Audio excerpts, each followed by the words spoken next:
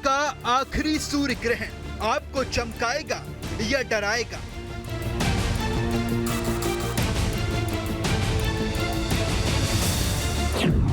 पितृपक्ष की अमावस्या वाला सूर्य ग्रहण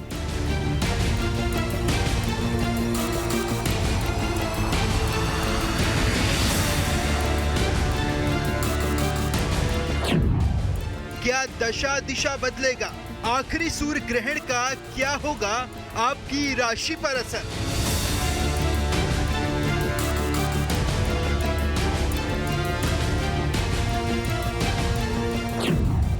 दुनिया में सूर्य ग्रहण का साया भारत पर कैसी पड़ेगी छाया? सूर्य ग्रहण का 12 राशियों पर क्या होगा सबसे बड़ा असर?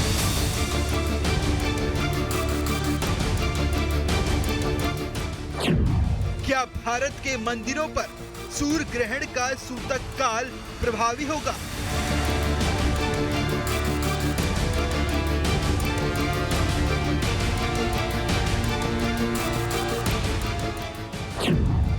आंशिक सूर्य ग्रहण का पूर्ण असर किसके मन में? क्या है डर?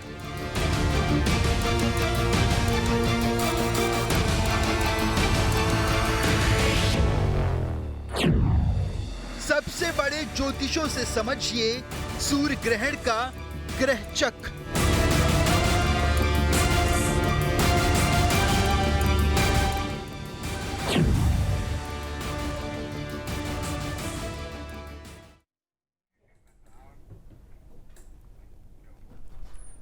नमस्कार, बहुत स्वागत है आपका। मैं हूं आपके साथ समीका राठौर। आज साल 2025 का आखिरी सूर्य ग्रहण लगने जा रहा है। जब पृथ्वी और सूर्य के बीच में चंद्रमा आ जाता है तब सूर्य ग्रहण लगता है। ये घटना खगोलीय दृष्टि के साथ ही धार्मिक और ज्योतिष दृष्टि से भी बेहद महत्वपूर्ण मानी जाती है।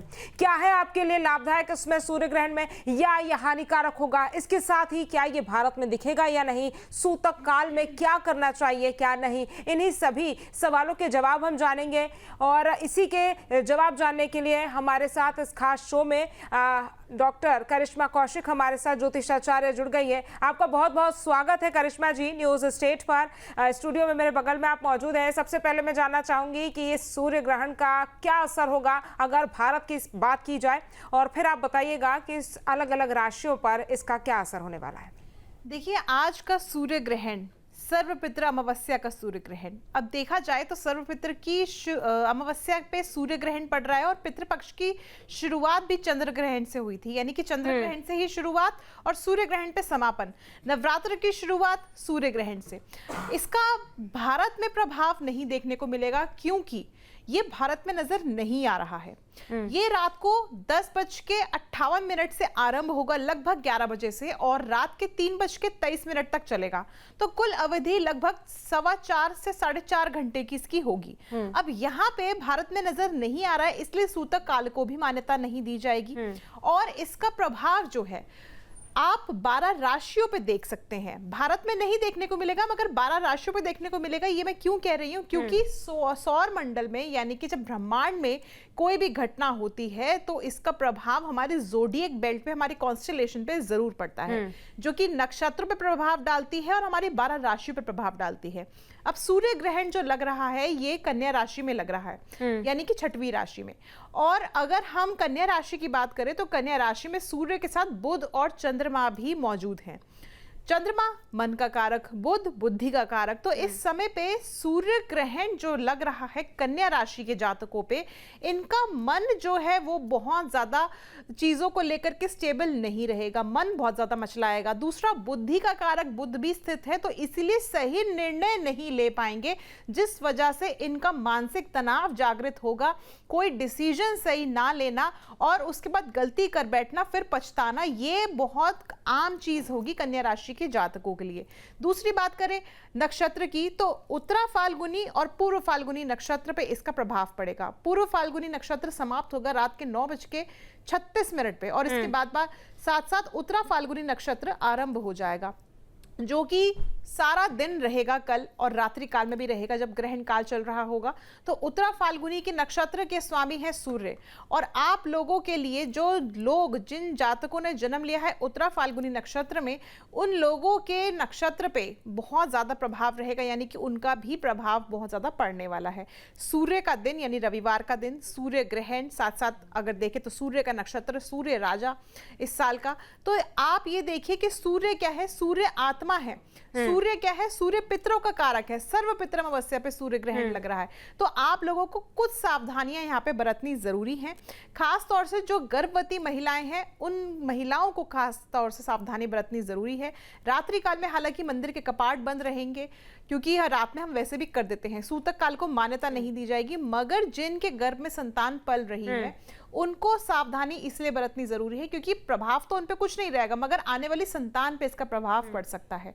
तो आप लोगों को थोड़ा सतर्क रहने की आवश्यकता है। करिश्मा जी, एक और बात इसमें हमने पहले भी देखा था, जब ग्रहण लगा था तो भारत में जब उसका असर नहीं था, लेकिन फिर भी पालन तमाम नियमों का किया जा रहा था। आपने गर्भवती महिलाओं का जिक्र किया है, तो जब ऐसी स्थिति होती है कि ग्रहण जो है वो हमारे देश में, भारत में नहीं लग रहा है, तो फिर किस तरह से लोगों को इस बारे में जानकारी दी जाए और कैसे लोगों को पता चले? जो आपने तमाम भौगोलिक चीजों का भी जिक्र किया कि खगोलीय ये घटना होती है, तो जितने भी प्लैनेट्स उन पर इसका असर जो है वो पड़ता है। लोगों को कैसे इसमें तमाम नियमों का पालन करना है और क्या कुछ चीजें नहीं करना है? क्योंकि कई लोग ये कहते हैं कि भाई असर भारत में नहीं पड़ रहा है तो फिर हम जो है तमाम नियमों का पालन ना करें। हमने चंद्र ग्रहण में देखा लोगों ने पालन किया, लेकिन अब सूर्य ग्रहण चूंकि भारत में नहीं लग रहा है, तो किस तरह से फिर इसको लोग पालन करें और कैसे इसका प्रभाव पॉजिटिव नेगेटिव भारत पर पड़ सकता है? देखिए, सबसे बड़ी बात तो क्या है, ग्रहण काल जो होता है ये बहुत अच्छा काल होता है भगवान से जुड़ने का। सर्व पितर अमावस्या का सूर्य ग्रहण है, ये रात्रि काल का ग्रहण है। तो रात्रि काल में खास तौर से पूरा सौर मंडल जो है वो शांत हो जाता है, और हम देखते हैं रात्रि काल में हमारा मन भी शांत होता है, मगर हम सोचते बहुत चीजों के बारे में, जो हम दिन में नहीं सोच पाते वो हम रात को सोचते हैं। तो इसीलिए रात्रि काल का ग्रहण है। अब ये जो ग्रहण काल होगा ये आपको आपके पितरों से जोड़ने का, आपके इष्ट से जोड़ने का काम करेगा। तो आप इस समय पे रात्रि काल में, क्योंकि लोगों को वैसे भी नींद नहीं आनी है, क्योंकि ये जो ग्रहण लग रहा है ये मानसिक तनाव इतना दे सकता है, क्योंकि हाल ही में 15 दिन पहले भी ग्रहण लगा था जिसका प्रभाव अभी भी है काफी ज्यादा। तो आपको वैसे भी नींद नहीं आएगी। जो लोग सो जाते हैं उनके लिए बहुत अच्छी बात है, जो लोग नहीं सो रहे हैं तो इस समय पे आप नमः शिवाय मंत्र का जाप करें, या फिर आप जो है हनुमान जी के मंत्रों का जाप करें, ओम हन हनुमंते नमः, या फिर आप केवल सूर्य देव के मंत्रों का जाप करें, ओम घृणी सूर्याय नमः, या आदित्य हृदय स्तोत्र का पाठ करें। कुछ नहीं, मंदिर में आपको पाठ पूजा नहीं करनी है, मंदिर बंद ही रहने दीजिएगा, मंदिर के कपाट। आप अपने जहां पे भी आप बैठे हैं वहां पे आप या तो आप यूट्यूब पे लगा लीजिए या आप गूगल पे देख लीजिए, आप पढ़ लीजिए। तो इस तरह से मानसिक जाप आपको करना है, घबराने की जरूरत नहीं है। ग्रहण काल कहते हैं एब्जॉर्ब करना, किसी चीज को ग्रहण करना, धारण करना। तो आप घबराइए मत, क्योंकि अगर आप घबराएंगे, डरेंगे या नकारात्मकता से चीजों का सामना करेंगे तो इसमें आपका ही नुकसान है, आप ही नकारात्मक हो जाएंगे और काम भी आपके साथ नकारात्मक होंगे। मगर वहीं पे जब आप पॉजिटिव होके, सकारात्मक होके कोई चीज सोचते हैं तो आपके लिए वो चीजें सकारात्मक हो जाती हैं। यानी कि आपके हाथ में है इस ग्रहण को कितना शुभ बनाना और कितना अशुभ बनाना। बिल्कुल, यानी कि आप जिस तरह से नाम जप करेंगे, अगर भगवान को, अपने इष्ट को याद करेंगे तो आपके लिए वो कहीं ना कहीं आसान हो जाएगा। हमारे साथ पंडित महेंद्र मिश्रा जी भी जुड़ गए हैं। पंडित जी, बहुत बहुत स्वागत है आपका न्यूज स्टेट पर। सूर्य ग्रहण लगने जा रहा है, आप किस तरह से देखते हैं? चूंकि कहा जा रहा है कि भारत में इसका असर जो है वो नहीं देखने को मिलेगा। देखिए, ऐसा है कि पूरी दुनिया में जो है वो जब लग रहा है सूर्य ग्रहण तो दुनिया में असर होगा, और ऐसा नहीं है कि आप कहें कि हमारे भारत में नहीं होगा। अगर कहीं पे भी सूर्य को ग्रहण लगता है तो उसका पूरा जो है प्रभाव पूरी दुनिया पे पड़ता है। तो ऐसा है कि आदित्यम मूल मखिलम त्रैलोक्यम, आदित्य जो है वो मूल है पूरे त्रैलोक्य का। कहीं पे भी वो दुखित होगा या वो ग्रहण से ग्रसित होगा तो पूरे देश में जो है, हमारे पूरे विश्व में इसका प्रभाव पड़ने वाला है। तो हमारे जो है ये, इसको कोई कहे कि हमारे यहाँ पे ये, चूंकि पहले पुरातत्व तो चला आ रहा था कि हमने देखा नहीं सूर्य ग्रहण को तो इसलिए हमारे यहाँ सूतक नहीं लगेगा, तो वो सूतक नहीं लगता है। तो ऐसी बात है तो कोई बात नहीं, लेकिन ग्रहण काल में जो कि लगभग 11 बजे लगेगा, 1 मिनट पहले लग जाता है 11 बजे रात्रि को, तो उसके बाद कोशिश ये करना चाहिए कि कोई भी व्यक्ति अगर कुछ खाना पीना पहले खा ले, उस समय ना खाए तो ज़्यादा अच्छा रहेगा। और उस समय जब ग्रहण काल है तो जपादि सिद्धि, जपादि सिद्धि, तो तो भगवान का मंत्र पढ़े। अगर कोई भी मंत्र पढ़े तो अच्छा रहेगा। अगर कोई पात्र है तो वो गायत्री मंत्र पढ़े, और अगर जो है जिस दीक्षित व्यक्ति हैं वो गायत्री मंत्र पढ़े, अन्यथा जो है सूर्य का मंत्र ओम घृणी सूर्याय नमः वो पढ़े। देखिए ऐसा है कि हम मनुष्य लोग जो है मंत्र पढ़ सकते हैं, लेकिन चिड़िया, शेर, हाथी, भालू, मछली, पहाड़, जंगल, थल, जल, ये तो मंत्र नहीं पढ़ते हैं। इनके ऊपर तो इफेक्ट पड़ना ही है। और साथ ही साथ इसका इफेक्ट सूर्य जो होता है फैसला करता है नेकी का बदी का हरदम, सूर्य को दुनिया की अदालत समझो। ये दुनिया का अदालत है। सूर्य का जब रोशनी खत्म हो जाता है, अंधेरा आ जाता है, तो अपराध बढ़ जाते हैं, और जैसे ही सूर्य की रोशनी आती है अपराध कम हो जाते हैं। तो सूर्य जो है वो हमारे जो है मन का जो है वो आत्मा का स्वामी है। तो हमें जो है सूर्य की पूजा करना चाहिए ऐसे काल में। साथ में जो है मंत्र है ओम हराम ह्रीम ह्रोम स सूर्याय नमः। और मैं एक चीज ये कहना चाहता हूं कि सभी राशियों वालों को एक मंत्र जरूर पढ़ना चाहिए। ओम भास्कराय मम सर्वगणाम पीड़ा नाशनम कुरु कुरु स्वाहा। और सभी जितने भी राशि वाले हैं, अगर वो गेहूं का दान करते हैं, गेहूं किसी गरीब को देते हैं, मंदिर में देते हैं और पात्र को देते हैं, तो उनका जो है सूर्य अच्छा होता है। गुड़ जो है वो जरूर खाएं, जरा सा मुंह में रख ले और ऊपर से पानी पी ले ग्रहण के पहले, और फिर ग्रहण खत्म होने के बाद थोड़ा सा गुड़ खा करके पानी पी ले, तो ग्रहण का असर जो है उनके ऊपर कम हो जाएगा। साथ ही साथ ग्रहण के समय में उनको चाहिए कि किसी न किसी भगवान और देवता का वो ध्यान करें, ताकि उनका परिवार वो स्वयं अपनी रक्षा कर सके। इस ग्रहण का प्रभाव पूरे दुनिया में ये पड़ने वाला है कि अधिकारी, राजनीतिक लोगों में भ्रष्टाचार और अकर्मकता बढ़ेगी। वो सेल्फ सेंटर्ड हो जाएंगे। उनको जो है अपने आप में जो है रहेगा, वो दुनिया के लोगों के बारे में ना वो ज़्यादा चिंतन नहीं कर पाएंगे, सेल्फ सेंटर्ड हो जाएंगे। तो ऐसी स्थिति में हर व्यक्ति को सतर्क रहना चाहिए, और उनको ये चाहिए कि न्याय की प्राप्ति में उनको दिक्कत आएगी, तो न्याय प्राप्ति के लिए मंत्र का जाप करें और कोशिश करें। और मैं ये कहना चाहता हूँ, अनुरोध करना चाहता हूँ कि सभी नेतागण, चाहे वो विरोधी के हों चाहे वो सत्ता पक्ष के हों, उनको जो है जनता के बारे में इस बार ग्रहण के बाद विचार करना चाहिए। तो ये हमारे देश का जो है रहेगा। हमारे भारतवर्ष में, हमारे भारतवर्ष का जो है आंशिक नीतियों में अस्थिरता दिखाता है। साथ में शासन प्रशासन और सार्वजनिक नीतियों पर जो है लोगों को ध्यान खींचना चाहिए, ध्यान देना चाहिए। नेताओं को ज्यादा ध्यान देना चाहिए, जनता के प्रति उत्तरदायित्व बढ़ाना चाहिए। ऐसा करने से जो है हमारे देश में जो ग्रहण का दुष्प्रभाव है वो कम होगा। साथ ही ग्रहण के तुरंत बाद अगर कोई व्यक्ति अपने परिवार में हवन पूजन करता है, हवन करने से उसके सभी दोष जो है नष्ट हो जाते हैं, उसके जो है ग्रह ठीक हो जाते हैं। और सभी परिवार की संख्या के बराबर एक एक नारियल लेकर के अगर वो दान मंदिर में कर दे या पानी में बहा दे, तो उनका जो है ग्रहण काल में बहाया हुआ ये नारियल, तांबे के टुकड़े, ये अगर नदी में बहा देते हैं तो उनका पूरा जीवन तक उनका सूर्य ग्रहण का प्रभाव, दुष्प्रभाव उनके ऊपर नहीं पड़ेगा, प्रभाव अच्छा पड़ेगा। साथ ही पंडित जी हम ये भी जानना चाहेंगे कि सूर्य ग्रहण चूंकि कन्या राशि में लग रहा है, तमाम और राशियों की अगर बात की जाए तो किस तरह से ये सूर्य ग्रहण जो है वो अलग अलग राशियों को प्रभावित कर सकता है, पॉजिटिव वे में भी और नेगेटिव वे में भी? नहीं, बिल्कुल बिल्कुल। देखिए, क्रोध और खर्च में वृद्धि होगी मेष राशियों वालों के लिए। पिता और संतान को कष्ट हो सकता है। संतान के कष्ट को बचाने के लिए उनको कंबल का दान करना चाहिए, ध्यान रखना चाहिए, संतान का ध्यान रखें तो अच्छा रहेगा। वृष राशि वाले अपने मनोबल को जो है स्ट्रांग करें। मनोबल स्ट्रांग करने के लिए उनको पूजा करना चाहिए, सूर्य का जो है मंत्र ओम घृणी सूर्याय नमः पढ़ना चाहिए।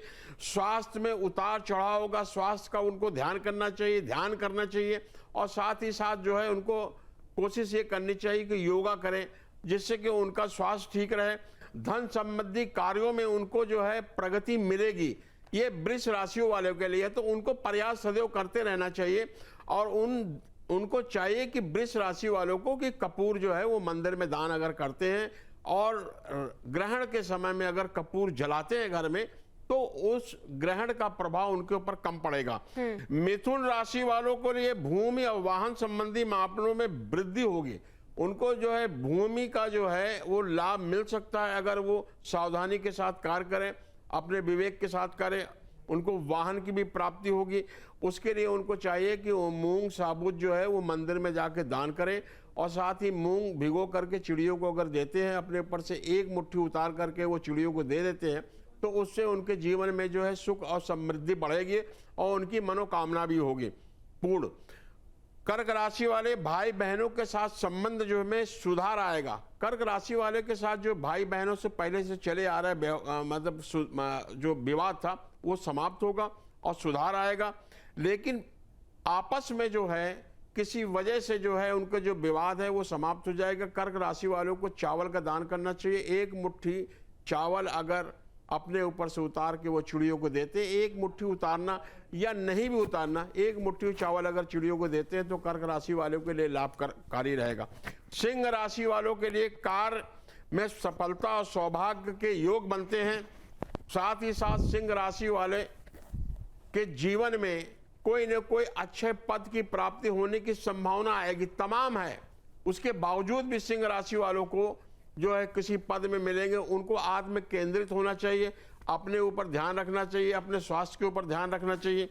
साथ ही कन्या राशि वाले कैरियर में संकट आएगा, धन में हानि की संभावना है, इसलिए उनको सतर्क रहने की आवश्यकता है।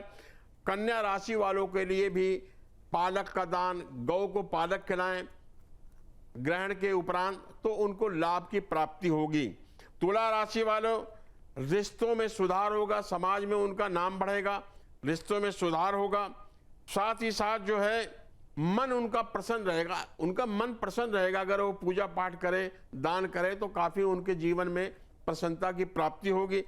वृश्चिक राशि वालों को संबंध में मिठास बनेगा, अच्छे संबंध बनेंगे। उनको चाहिए कि बतासा, चीनी, मिश्री ये मंदिर में अगर दान करते हैं तो उनके जीवन में सुख सुविधा और संपत्ति की प्राप्ति होगी, और साथ ही साथ जो है उनके परिवार में वृद्धि भी होगी।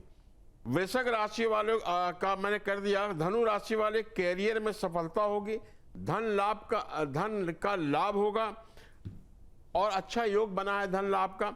इसके लिए उनको चाहिए कि धनु राशि वालों के लिए चने की दाल वो मंदिर में दान करें, किसी ब्राह्मण को दान करें, गरीब को दान करें, और चने का दाल वो जो है भिगो करके अगर गाय को खिलाते हैं तो उससे उनको ग्रहण का जो दोष लगा है वो समाप्त हो जाएगा। मकर राशि वालों के लिए कारोबार में उन्नति होगी, सौभाग्य की प्राप्ति होगी, साथ ही साथ उनका नाम, नेम और फेम होगा। तो उनको चाहिए कि उड़द जो है वो दान जो है जरूर करे, मंदिर वाले पंडित जी को जाके दे दे या मंदिर में रख दे, या किसी गरीब को उड़द का दान दे अगर उनका उच्च का शनि नहीं है तो। कुंभ राशि धन का लाभ होगा और धन लाभ के अवसर मिलेंगे। रुके हुए उनके काम बनेंगे, उनके रुके हुए काम अच्छी तरह से बनेंगे। किसी जो है कड़ाही, तवा, चिमटा ये किसी साधुओं के या किसी मंदिर में अगर ये दान करते हैं तो इनको लाभ की प्राप्ति होगी और ग्रहण का दुष्प्रभाव भी इनके ऊपर कम पड़ेगा। मीन राशि वालों के लिए खर्चा जो है में वृद्धि होगी, स्वास्थ्य संबंधी संभावना बढ़ेगी, मतलब कि तकलीफ हो सकता है उनको शारीरिक रूप से। उसके लिए उनको चाहिए कि 48 केला वो मंदिर में दान कर दे, या 48 लोगों को एक एक केला वो दान कर दे। इससे उनके जीवन में जो है सुख संपत्ति बढ़ेगी और उनका स्वास्थ्य भी अच्छा रहेगा और ग्रहण का दुष्प्रभाव भी नहीं पड़ेगा। सभी राशि वालों के लिए ओम ह्राम ह्रीम ह्रोम स सूर्याय नमः इस मंत्र को पढ़ना चाहिए, और अगर ये मंत्र पढ़ते हैं तो उनके ऊपर जो है वो सूर्य का दुष्प्रभाव नहीं पड़ने वाला है। जी बिल्कुल, करिश्मा जी भी हमारे साथ बनी हुई है। करिश्मा जी, अगर सूर्य की बात करें, राशि में अगर किसी की उच्च का सूर्य है या फिर नीच का है तो वो किस तरह से प्रभावित होगा, उसको किस तरह से देख रही हैं आप?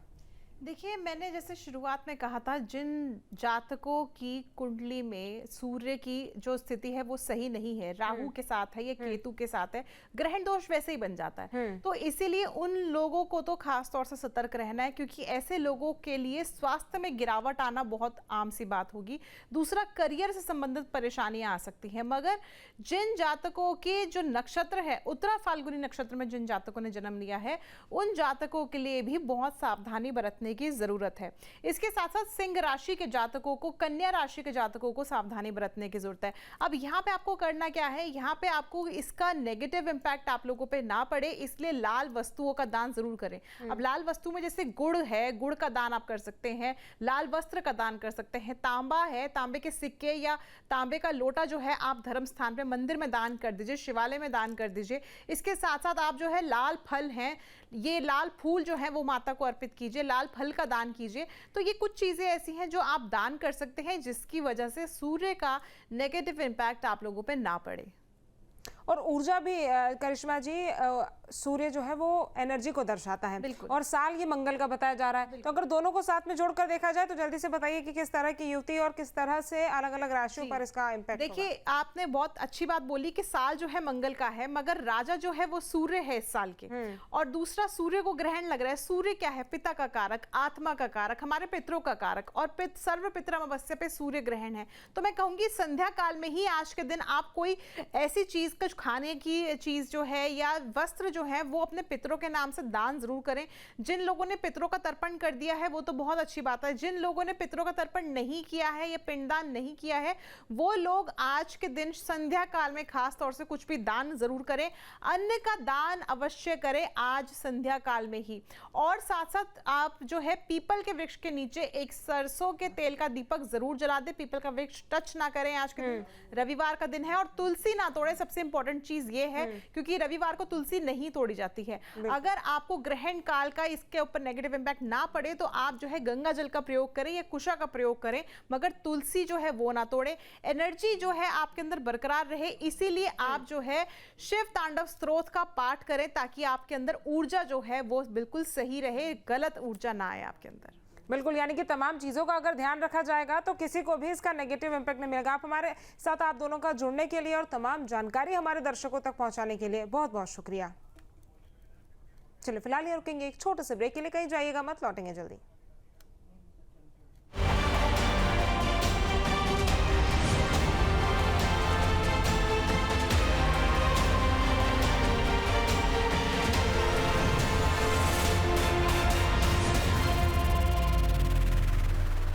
जहाँ भक्ति है हर शब्द में, कथाओं में छुपे हैं दिव्य रहस्य, और ज्योतिष देता है जीवन को दिशा। धर्म से जुड़ी हर बातों को जानने के लिए हमारे चैनल स्तुति को सब्सक्राइब करें। चैनल पर जाने के लिए इस लिंक पर क्लिक करें।